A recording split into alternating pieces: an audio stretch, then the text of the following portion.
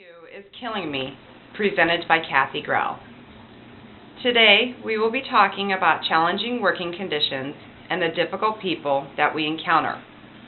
Working with You is Killing Me is designed to address various situations that we will or have faced in our jobs. Working with You is Killing Me focuses on the one factor that has the greatest impact on work satisfaction: mastering one's state of mind. In Chapter 1, an essential technique called unhooking is described.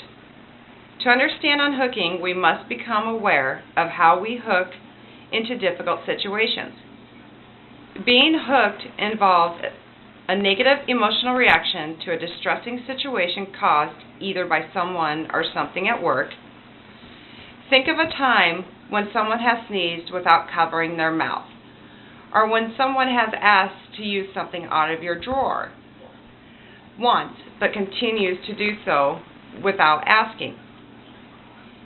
If you said yes, then you have experienced the phenomenon of being hooked.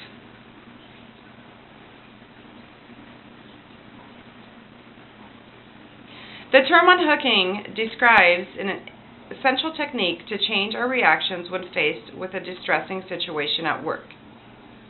Unhooking is a four-step process that allows us to use tools to manage ourselves and to take charge of our work environment.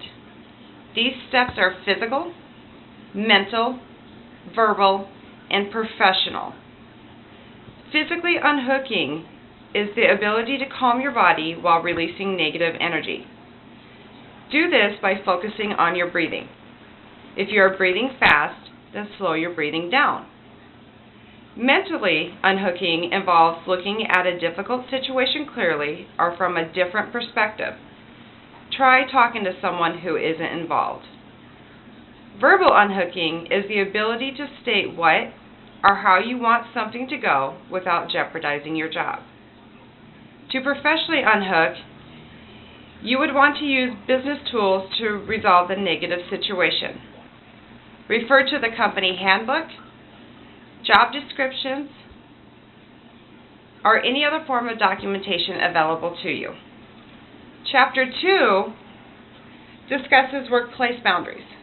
These are the lines or parameters that define a territory and are used to protect its inhabitants.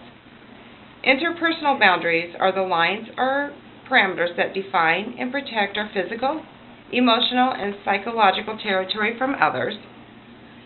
When two people have different boundaries, this is called differing interpersonal boundaries. People or events that infringe on our personal space are known as boundary busters. If you find yourself getting upset, angry, or complaining about someone or something continually, then you need to set a boundary. Only do this when you are prepared to set that boundary and are able to maintain it. Personal space is an area that boundary busters can inhibit. An example would be a coworker asking if they could get something out of your drawer. For you, this is a one-time event, but that person may see it as an opportunity to continue to get into your drawer whenever they want, and usually when you are not around. Noise levels are another area that boundary busters can interfere with. Typically, we see this when one coworker is louder than the others and interferes with our working conditions. To unhook from these types of situations, you must realize physically and emotionally what you are feeling. Physically unhooking may involve taking a walk, working out, or removing yourself for a set period of time before you begin to address unhooking from the situation. Mentally unhooking involves assessing the situation and devise options to set boundaries. Verbal unhooking means communicating with a boundary buster in a clear, logical way. Professionally unhooking involves clearing up any misconception using a business tool. Chapter 3 discusses role-playing. This section goes over how you may be the problem and what type of role you have taken. Chapter 4 covers fatal attractions.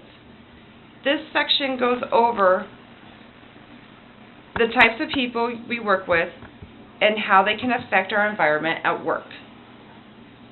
Chapter 5 discusses managing up. In this section, you are taught how to work successfully with your boss and ways that you can unhook, or the ways that you can be hooked and how to unhook from a distressing situation. 2 things to remember are: accept that your boss has limitations.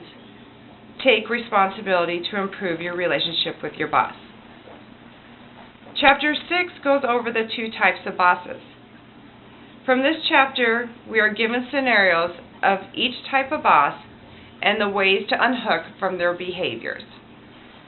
Chapter 7 discusses managing down, business parenting. This chapter is devoted to employees that work below you and the way their behavior can hook you.